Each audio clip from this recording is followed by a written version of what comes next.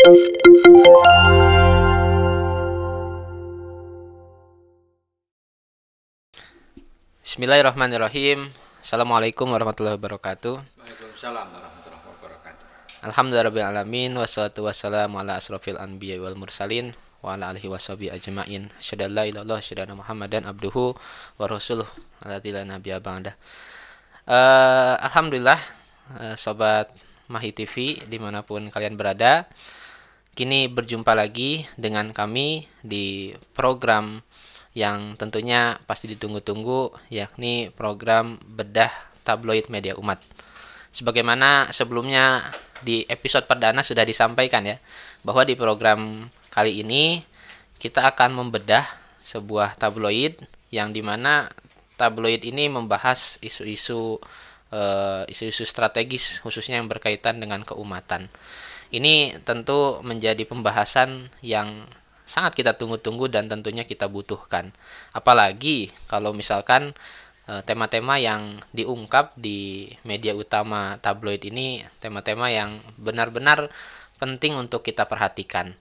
Nah, oleh karena itu, sebagai tabloid yang tentunya terbit setiap 2 mingguan, 2 minggu yang lalu sudah sempat membahas di edisi 304, dan kali ini kita akan melanjutkan ke edisi terbaru, yakni edisi 305. Kalau misalkan para pemirsa bisa lihat ya, ini sampulnya. Di sini tertulis judul utama yang akan kita bahas seputar oligarki cengkram negeri. Artinya akan ada pembahasan serius nih seputar oligarki, atau seputar kekuasaan, atau mungkin seputar struktur kekuasaan yang digerakkan oleh segelintir, itu yang biasa disebut dengan oligarki. Terus berkaitan dengan negeri. Nah, pembahasan ini tentunya tidak akan saya sampaikan, karena saya sini selaku moderator yang akan mempersilahkan kepada pembedah kali ini yang spesial. Beliau salah satu tokoh juga di Cibiru, Bandung. Mungkin saya akan sapa dulu, beliau adalah Ustadz Asrofi. Assalamualaikum Ustadz. Waalaikumsalam warahmatullahi wabarakatuh. Bagaimana Ustadz keadaannya? Sehat? Sehat nih, baru Alhamdulillah. badminton tadi sore. Main Alhamdulillah. 2 set. Ya, berarti sepertinya panasnya itu masih terbawa juga ya untuk kita bedah kali ini. Sudah pemanasan. Sudah mandi. Oh, sudah mandi juga. Jadi Sudah enggak berkeringat. sudah tidak berkeringat. Baik. Pembahasan kali ini pembahasan yang menarik, Ustaz, terkait dengan oligarki cengkram negeri. Ini kalau misalkan menyampaikan kata oligarki biasanya tidak semua orang berani ini, gitu ya. Apalagi kalau misalkan sudah menyangkut pautkan dengan apa sih urusannya, harus mikirin suatu hal yang kadang kita sendiri sulit untuk menjangkaunya, ngurusin negeri lah, kita kan rakyat biasa. Tapi dibahas kali ini dengan cukup lugas juga terkait dengan ya oligarki itu sendiri. Kemudian ada sejenis konspirasi-konspirasi yang tentunya tema ini sepertinya tidak bosan-bosannya selalu dibahas ya. Saking tidak bosan-bosannya bahkan disinggung apakah ini rakyat sudah bosan gitu. Nah, dari sisi tema ini sendiri, menurut Ustadz Asrofi bagaimana pandangannya? Apakah memang ini berupa fakta atau bagaimana, mungkin bisa disampaikan? Ya. Bismillahirrahmanirrahim. Assalamualaikum warahmatullahi wabarakatuh. Waalaikumsalam. Alhamdulillahirabbil alamin, wassalatu wassalamu ala asyrafil anbiya wal mursalin wa ala alihi washabbihi ajmain. Qala Allah Ta'ala fil Qur'anil Karim, a'udzubillahi minasyaitonir rajim. Bismillahirrahmanirrahim. Alif lam mim. Ghulibatir rum fi adnal ardi wa hum min ba'di ghalabihim sayaghlibun. Fi bid'i sinina lillahil amru min qablu wa min ba'du wa yawma idzi yafrahul mu'minun. Al-ayah. Saya barusan membaca surah Ar-Rum 1 sampai 4. Nah, kenapa kok saya membaca itu?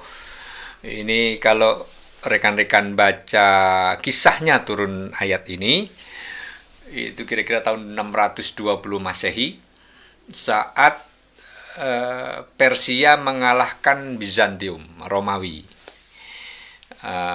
ributlah masyarakat karena tidak dikira Romawi yang Bizantium yang begitu kokoh tumbang oleh Persia.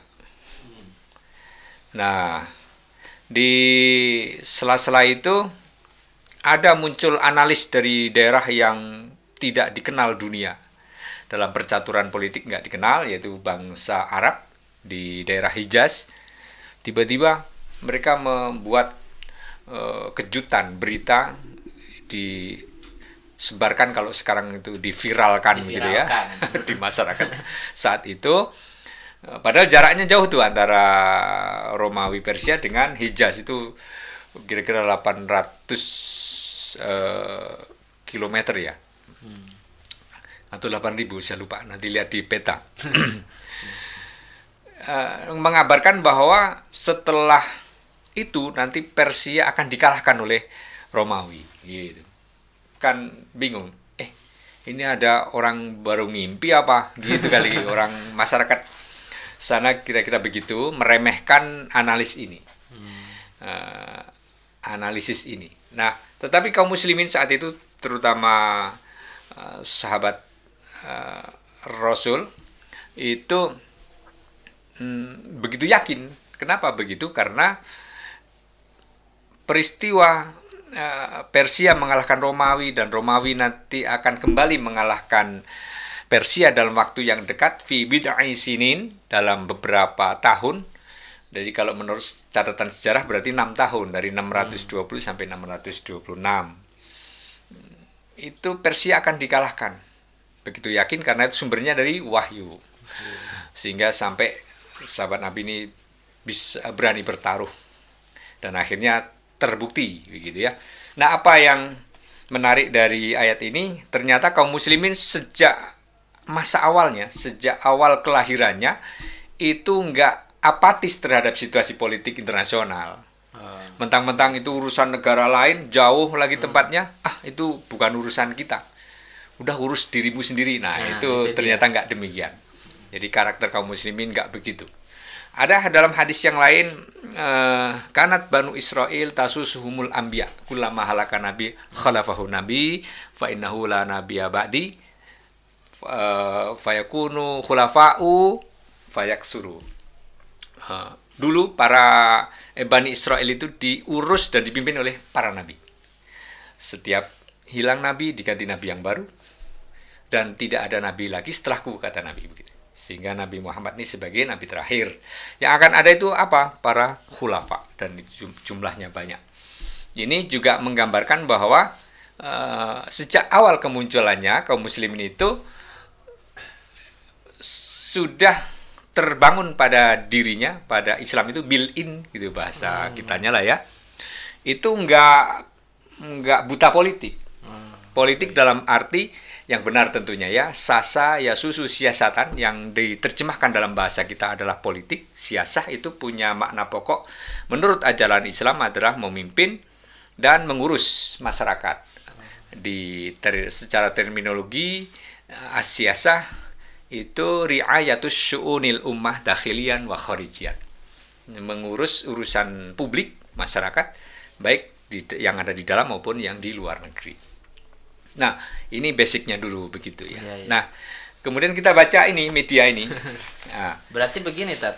Sebenarnya umat Islam itu dari awal memang harusnya sudah ada keberanian ya untuk bukan hanya seputar politik, tapi yang berkaitan dengan isu-isu yang dalam tanda kutip kayak melawan kekuasaan atau pihak-pihak yang berkuasa begitu. Mungkin bahasa lebih tepatnya beririsan dengan kekuasaan. Beririsan. Topik-topik atau isu-isu yang beririsan atau bersentuhan dengan kekuasaan itu sudah otomatis lekat dengan kehidupan kaum muslimin. Nggak bisa dilepaskan. Jadi kalau pengen apatis, saya mau tinggal di hutan belantara saja biar nggak pusing mengikuti hiruk-pikuk politik, itu tidak sesuai dengan sunnah Nabi dan para sahabat begitu. Para sahabat dan Nabi lebur dalam kehidupan sosial politik. Nah, kemudian gini, saya ingin katakan bahwa media ini jarang yang model seperti ini ya.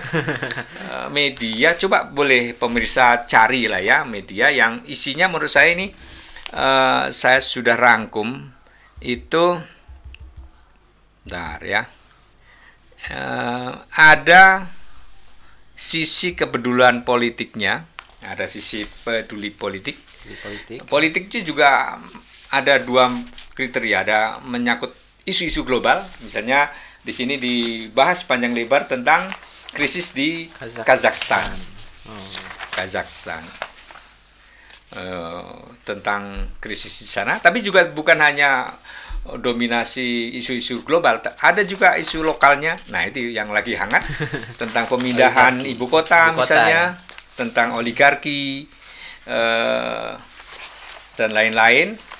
Situasi dalam negeri, naiknya harga-harga telur, minyak. Apalagi kemarin itu naik minyak ya, yang apal si ibu-ibu yang paling cepat merespon ya.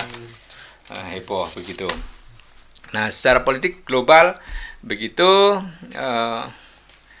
juga politik lokal. Misalnya tentang oligarki tadi ya, sudah ada juga ada istilah sexy killer ya, beberapa video yang viral di beberapa waktu lalu sepertinya sekarang menemukan momentumnya kembali untuk diungkap gitu ya, ketika mengungkap kembali atau memviralkan kembali kata oligarki ini.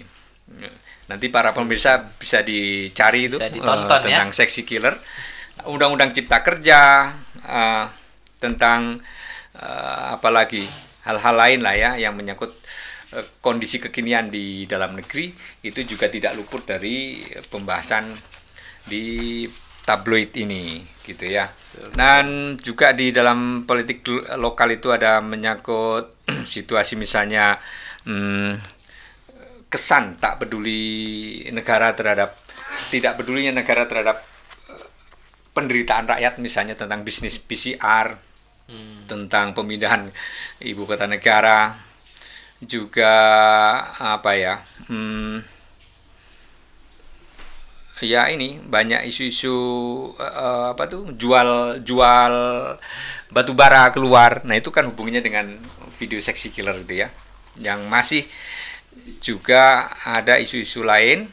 Nah, selain isu-isu siasah politik dalam maupun luar negeri, tabloid ini juga tidak kering dari pembahasan fikih misalnya. Nah, jadi hampir lengkap lah kurang lebih begitu. Ada fikihnya, fikih dan juga kaitannya dengan syariah, larangan tajassus misalnya ya. Ini kan sekarang lagi zamannya orang saling curiga, ini jangan-jangan ini orang kok tiba-tiba akrab ke saya nih, jangan-jangan intel gitu.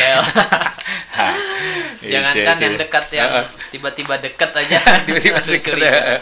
Orang dulunya susah diajak ngaji kok tiba-tiba rajin sekali datang ngaji ini. Ini mau ngaji beneran atau cuman mau cari gara-gara gitu. Nah, itu secara fikih tentang muamalah juga ada. Ya, ada tentang monsterisasi ajaran Islam,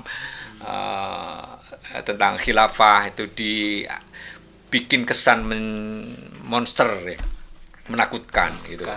Masih memonsterkan ulama juga. Ulama dianggap sosok yang berbahaya bagi negeri ini. Sementara kalau KKB yang sudah melukai dan bahkan menyebabkan meninggalnya prajurit-prajurit terbaik kita di Papua, baik TNI maupun polisi, itu dianggap kawan. Mereka enggak berbahaya kelompok gitu kurang lebih ya. Kelompok bersenjata. Enggak, kayak dalam tanda kutip sedang ditanamkan di alam bawah sadar masyarakat bahwa mereka enggak lebih bahaya daripada para ustadz gitu. Itu kan kebalik jadinya ya. Ini dibahas juga di media ini. Juga ada yang keempat ya, yang ketiga, tidak lepas juga majalah ini, tabloid ini ada pelajaran sirah. Kita tahu bahwa sebagai muslim kita diingatkan dengan satu ayat dalam Al-Qur'an, wal tangdur nafsum ma qaddamat lighad.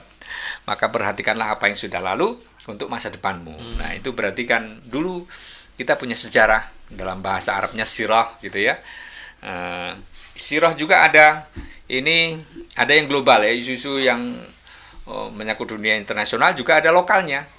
Sejarah kerajaan Islam di Banten, di Garut gitu ya, di Cirebon, itu juga nggak lepas diulas oleh tabloid ini. Yang keempat, ada juga sains teknologinya. Ini di bagian apa tuh yang diulas oleh Pak Profesor Fahmi Amhar itu Penelitian, lembaga penelitian. saya suka sekali itu dengan apa nih Penelitian dan ya, budaya riset. BRIN ya. Sekarang lagi heboh BRIN. Para pegawai BRIN banyak yang dirumahkan dalam tanda kutip ya, dibikin menganggur, ya, nggak ada kerjaan. Ya seperti itu. Sains teknologi ada juga isu-isu yang renyah ya sesuai dengan selera generasi Z. Layangan putus ya, sekarang lagi musim. Topik-topik layangan putus juga ini ikut. Tentang keluarga, Ustaz. Iya, maksudnya tablet ini ngikuti tren apa yang sedang viral yang jadi perbincangan banyak orang lah. Nah, secara umum begitu. Jadi ini sangat recommended untuk dibaca, dimiliki oleh para pemirsa. Supaya otak kita ini ada isinya. Gitu. Coba bacaan sampah doang, cuman berita-berita apa artis, berita artis, tabrakan yang kemarin itu apa? Di Balikpapan. Yang di Balikpapan, orang cerita berbusa-busa, ya cuman sekedar cerita kejadian. Kan ada 3 tipe manusia katanya ya. Orang biasa itu yang membicarakan kejadian. Oh, kejadian diceritakan berbusa-busa. Persib lagi lawan siapa gitu diceritakan berbusa, oh ini salahnya nggak nyerang ke tengah, wah jika seperti yang bisa main bola aja gitu. Isu Arteria Dahlan apa itu tentang menyinggung orang Sunda loh, ini ribut ya. Yang kedua, orang rugi, orang jelek itu membicarakan orang lain, ini jelek. Dilarang dalam Islam juga. Memang ya kualitas rendah lah kalau orang cuman ngomongin orang lain ya. Ini sudahlah nggak bermanfaat, menimbulkan fitnah, dosa dan lain-lain. Yang ketiga, orang hebat itu berbicara gagasan gitu ya. Gagasan, visi, misi masa depan untuk keumatan. Nah, tabloid ini mengajari kita untuk berpikir visioner. Visi seorang muslim bahwa masa depan umat manusia ini akan sejahtera atau hidup aman, tentram, dan damai kalau diatur dengan Islam.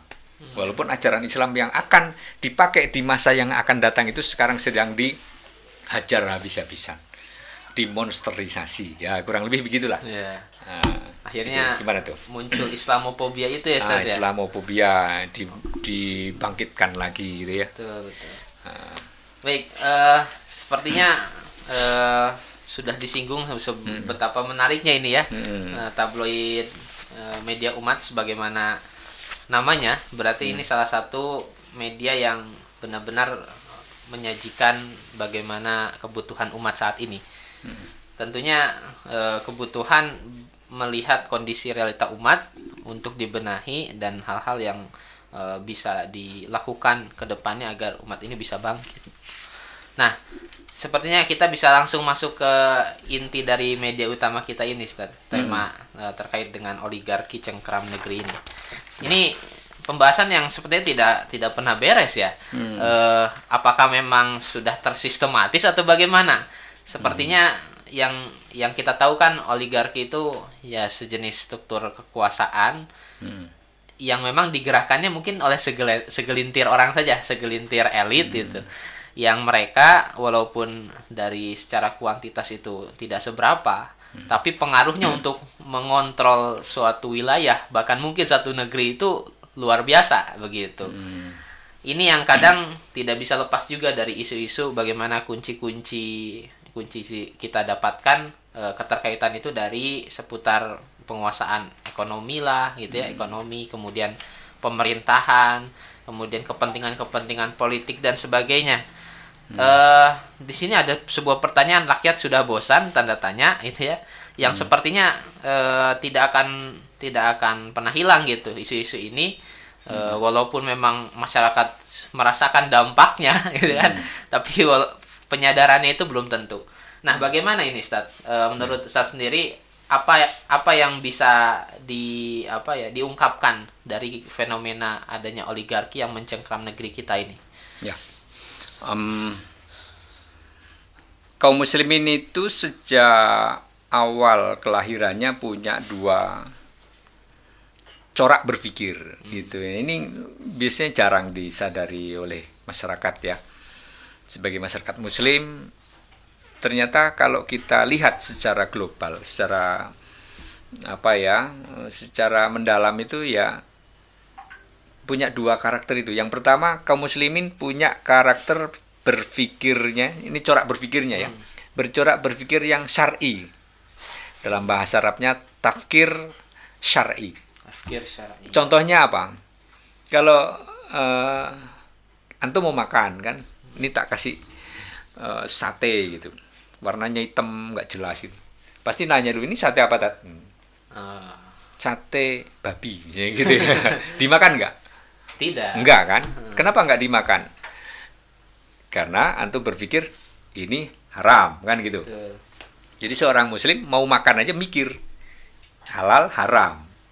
Gitu. Baik. Nah, itu namanya tafkir syar'i.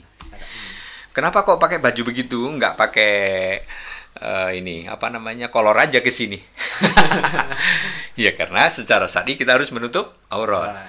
Pakai baju, pakai cara berpikir syariat. Makan, pakai berpikir syariat. Ngomong, dipilih kata-katanya, nggak pakai kata-kata kasar ya. Karena memang syariat mengajarkan itu dan melarang hal-hal yang kekasaran lah gitu ya.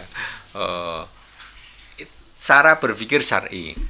Yang kedua, kaum muslimin juga ternyata punya ciri khasnya, itu punya cara berpikir siasi. Nggak apatis gitu. Ya tadi yang dibuktikan dengan Arab atau Hijaz dengan Romawi itu jauh sekali, tapi ternyata ada diskursus tentang konflik Persia Romawi. Artinya sejak awal kemunculannya kaum muslimin sudah terbiasa berpikir siasi. Jadi kalau ada sekarang ulama atau ustadz atau siapapun lah orang biasa, udahlah nggak usah ngomongin negara, bikin pusing.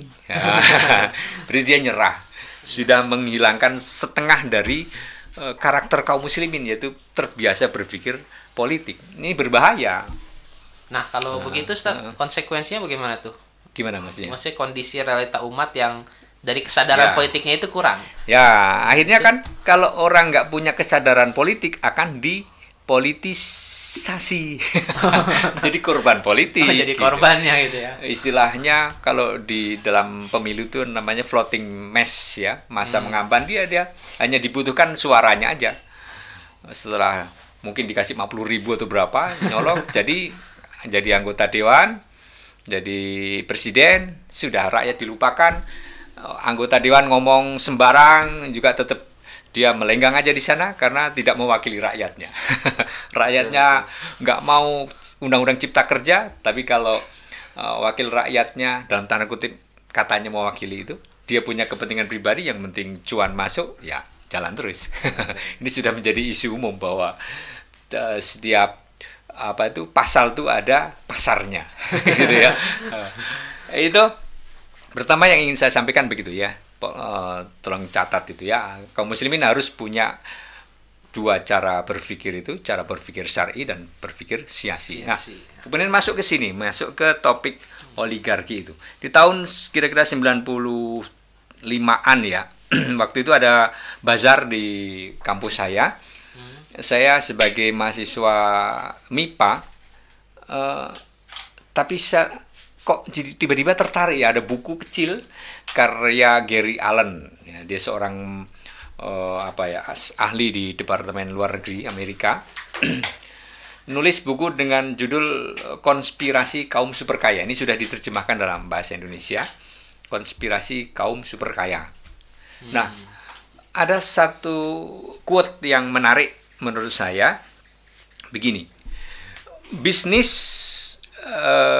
rente, bisnis pinjam meminjam,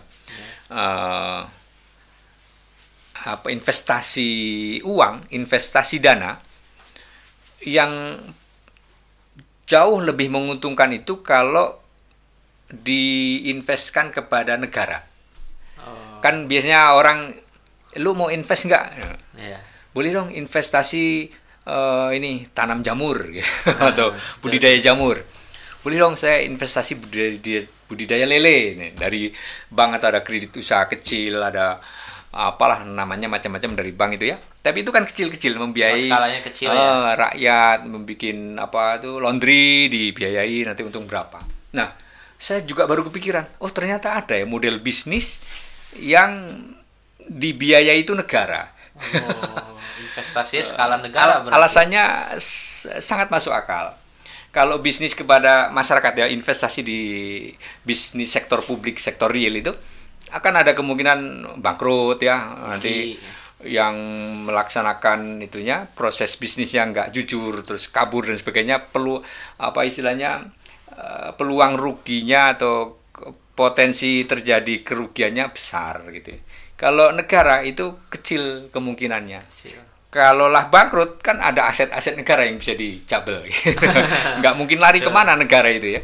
Karena ada legal standingnya jelas, legal formalnya juga negaranya itu orangnya itu gitu ya.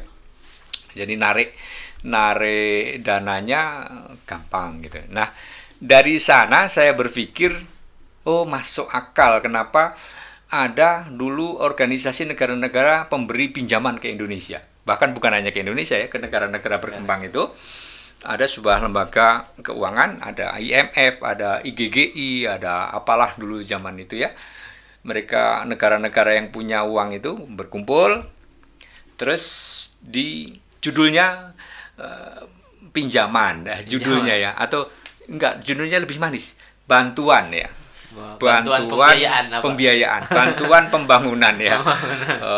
IGGI International Group apa ya itu kepanjangan kesononya ya. Intinya untuk bantuan kepada negara, dalam tanda kutip bantuannya ya, untuk biaya pembangunan suatu negara. Kata bantuan ini kan kita masyarakat dihibur, wah bagus ya IMF itu tukang memberi bantuan kepada kita. CGI penolong, dianggap penolong.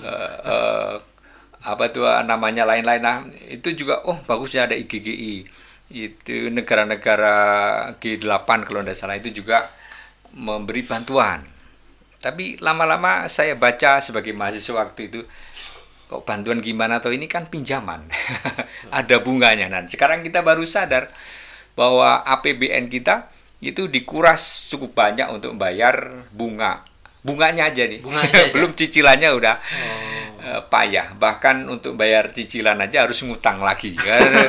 Ini sudah kacau ya kalau sudah seperti itu. Nah, ini ketemu argumennya kenapa bisnis paling menarik itu membiayai proyeknya negara. Nah, sangat masuk akal. Jadi sebagai rakyat saya berhak dong untuk curiga kok tiba-tiba ada konsorsium, ada, kalau kita bicara ayam misalnya, itu berapa sih perusahaan yang menguasai bisnis ayam di negeri ini? Nggak banyak gitu. Obat-obat, pupuk, bibit, hortikultura untuk pertanian, industri hortikultura itu juga nggak banyak, paling cuma 1-2 perusahaan besar yang menguasai semua itu ya. Apalagi di pertanian, hortikultura, peternakan, apalagi kalau batu bara, minyak ya sudahlah, itu jangan tanya lagi. Itu kenapa biaya produksi Pertamina tidak pernah bisa diungkap. Kalau kemarin ada yang bikin analisa itu bahwa harga Pertamax itu kalau dihitung benar katanya cuma 5.000 sekian ya. Sementara berarti ya. Sementara di kita dijual 9.000 lebih ya. Iya. Pertamax Turbo itu 12.000 ya. Itu harga kalau dijual ya anggaplah 6.000 itu sudah sebetulnya sudah ekonomis. Tapi kenapa harus jadi segitu? Di 12.000 ternyata lingkarannya panjang. Banyak pihak-pihak terkait yang itu harus ada cost-nya. Nah, ini melihat situasi seperti ini, apakah negara kita bisa clear bersih dari intervensi orang yang berbisnis di negeri ini, entah atas nama pribadi atau kelompok orang terhadap negeri ini? Saya berkesimpulan tidak mungkin. Jadi artinya ya kalau dibuat pertanyaan itu oligarki cengkram negeri, apakah Indonesia ini bisa keluar dari cengkraman oligarki? Jawabannya kalau sekarang nggak bisa. Kalau sekarang tidak bisa. Dengan apa, Ustaz? Dengan cara berpikir yang biasa tidak bisa. Kalau polanya seperti ini ya. Alasannya? Alasannya sederhana, karena kita mengikuti cara kerja sistem demokrasi. Demokrasi itu kan siapa yang menguasai parlemen, dia penentu kebijakan. Siapa yang menguasai parlemen? Ya para pebisnis juga. Kenapa dikatakan para pebisnis? Coba dilacak itu anggota-anggota dewan atau para petinggi negara ini. Itu akan ada kait pakuat pakait kalau dalam bahasa Sunda ya. Biar nanti ada yang protes. Kok pakai bahasa Sunda? Saya orang Jawa tapi pakai bahasa Sunda.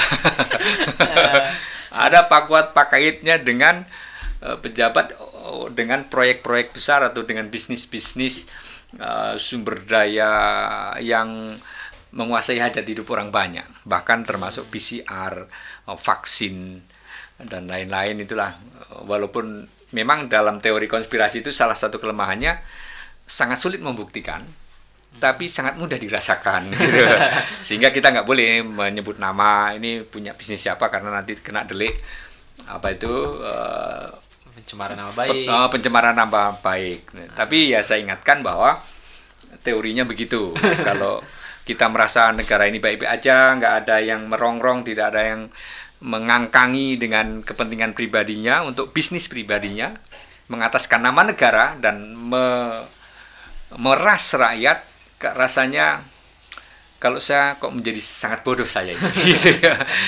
Karena kalau kita sudah belajar Islam, nah ini di media ini juga mengajarkan kita bahwa melihat berbagai kerusakan yang ada di muka bumi ini, baik kerusakan tatanan alam semesta ya, rusaknya hutan lindung karena proyek-proyek yang ugal-ugalan itu. Nanti kalau ibu kota pindah juga, wah itu berapa juta spesies, berapa juta hutan, hektar hutan yang harus dibabat, dan berapa emisi karbon yang akhirnya diproduksi. Itu kan mengancam keselamatan banyak orang, dan itu jelas akan menimbulkan kerusakan. Faqad dhaharul fasadu fil barri wal bahri bima kasabat aydin nas. Jelas nyata nampak bahwa kerusakan di muka bumi ini disebabkan oleh tangan-tangan manusia. Nah, supaya nggak rusak gimana? Ya makanya Allah turunkan Islam. Kita yakini Islam itu turun bukan hanya untuk mainan, buat mantra-mantra, bikin sesajen, nggak gitu. Doa-doa dalam Islam itu ibadah sunnah. Islam tuh jangan disamakan dengan ajaran-ajaran ritualisme yang hanya sebagai jampe-jampe dalam bahasa Sundanya itu ya. Tapi dia merupakan ajaran hidup. Ajaran hidup untuk kehidupan dunia dan setelah hidup. Bukan hanya pas di dunia aja. Sementara ajaran yang lain, dari ideologi yang lain itu hanya mengajari cara hidup doang. Untuk setelah hidupnya mereka tidak ajarkan. Nah, Islam itu lengkap, mengajarkan cara hidup, cara berdagangnya ada, cara berkeluarganya ada, cara bikin negaranya ada, tapi juga cara hidup nanti supaya mendapatkan kebaikan setelah mati juga ada. Nah, kurang lebih begitu ya.